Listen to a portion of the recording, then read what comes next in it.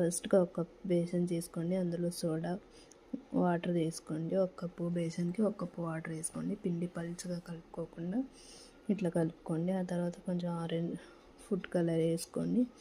ఇప్పుడు డీప్ ఫ్రైకి ప్యాన్ తీసుకొని అందులో ఆయిల్ చేసుకొని జల్లీలు ఉన్న గరిటెతోని ఇలా బూందీలాగా ప్రిపేర్ చేసుకోండి. మరి కరకరలాడకుండా కొంచెం మెత్తగా ప్రిపేర్ చేసుకోండి. ఆ తర్వాత ఇంకొక ప్యాన్ తీసుకొని అందులో ఒక కప్పు బేసన్కి ఒక కప్పు షుగర్ వేసుకోండి. షుగర్ వేసుకొని ఒక కప్పు వాటర్ వేసుకొని కొంచెం ఫుడ్ కలర్, కొంచెం ఇలాచి, కేసరి వేసుకోండి.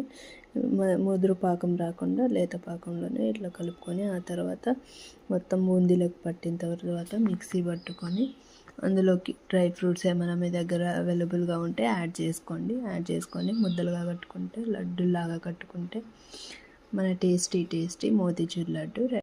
మరిన్ని రెసిపీస్ కోసం మన ఛానల్ని సబ్స్క్రైబ్ చేసుకోండి.